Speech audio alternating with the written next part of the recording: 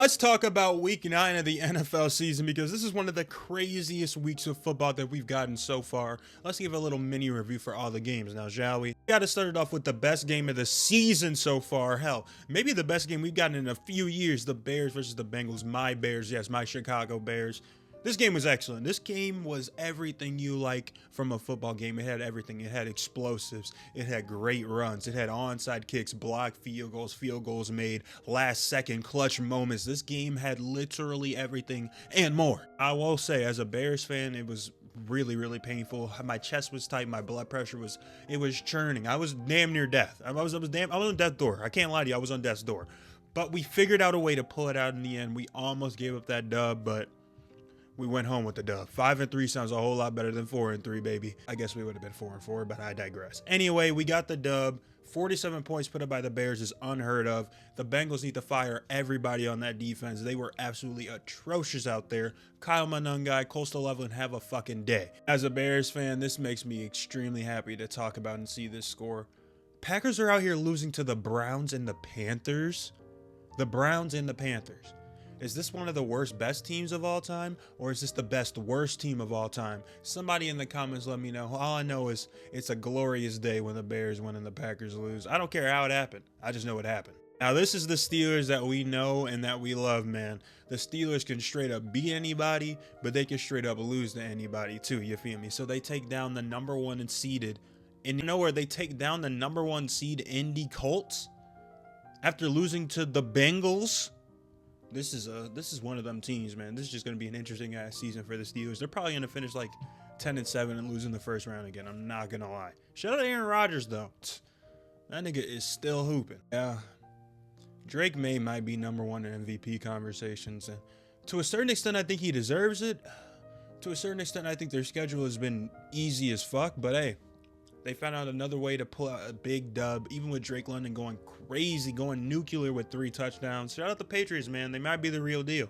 Although I will say, hot take, I think they're a first-round exit just waiting to happen. I bet one of those upper echelon AFC teams are like, please give us the Patriots first round, please. A team they probably don't want first round is the Broncos. That Broncos defense is just absolutely smothering, man.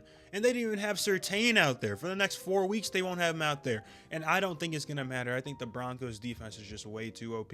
Hopefully they don't go and get someone at the deadline. Maybe a receiver or something. That would be scary. Bonus just keeps on winning. Jay McCarthy made his return back since week 2. It's been that long. That's crazy. And he got a dub over the Lions, who many people were thinking, hell, might not even lose another game. Another glorious watch for me. Even though the Vikings won, that means someone had to win in the North other than the Bears. But hey, Bears are 5-3. Lions are 5-3. Packers are 5-2-1. Disgusting tie. And now the Vikings are 4-4. The NFC North is still a dogfight per usual. And JJ McCarthy, he's looking way better than he did at the beginning of the season, I will say. Maybe he just needed a second to like sit and learn and watch from the outside POV and then hop back in it. You feel me? I don't know. You never know. We got 2, whatever games. Not going to lie. The Chargers beat the Titans. We all knew this was going to happen. It was just a matter of how much. I'm shocked it was only a 7-point game, but Joe Alt went out again, so L luck for the Chargers. And speaking of L luck, the 49ers with their injuries, they may have won, but Michael Williams torn ACL. The 49ers can never catch a break, bro. Every single game they lose a player. Like, what is this odds? At least they have CMC, though. Fucker decides to be one of the best running backs of all time the year after I don't take him 1 overall. Fuck CMC. Then we moved to our afternoon slate, which wasn't really a slate to begin with. I mean, the Rams were always going to dismantle the Saints. Glad Puka didn't get hurt too seriously. That's my number 1 draft pick right there. The Raiders and the Jaguars have a thriller out of nowhere. I mean, this score was 6-3 at halftime, and it ends up being an overtime, absolutely stunning game where the Raiders go for the win and they lose. I respect it, though. At least the Raiders they're going for it. You feel me? They didn't want another OT period. Or even worse, a tie. They need to just get rid of that shit, bro. Let's go college rules next year. Fuck it. But yeah, the Jaguars somehow, someway pull out this dub, even with Trevor Lawrence sick. That's got to make Raiders fans even more pissed when they figure that out, bro.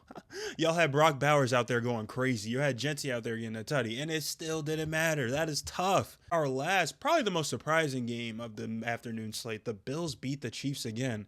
The Chiefs put up 21 points, but honestly, it was one of Patrick Mahomes' worst games of the year. Probably, without a doubt, it's his worst game of the year, and they still were in the game. Honestly, if I'm a Bills fan, that has me worried for the playoffs. I would not want to face the Chiefs in the playoffs because I think this game right here just shows you're going to lose in the playoffs if you guys face. It's that simple. Last but certainly least is going to be this dismantling 38-14 by the Seahawks to the Commanders. The biggest story isn't even the game. It's the fact that Dan Quinn's dumb ass left Jaden Daniels out there with a game in hand. This game was over with, gang. Why is Jaden Daniels out there? And now he's going to be out the season with an elbow injury. Dan Quinn, that's on you, gang. Yeah, man, that's going to be my thoughts on the week 9 of the NFL season, man. I will be back for week 10 for my predictions and my thoughts on that as well. We're going to make this a weekly series from now on to the end of the season, folks. So I want to know what y'all thought in the comments down below. Let's talk about the games. Let's talk about your favorite team. Who is your favorite team? Let's get it, man. Simple.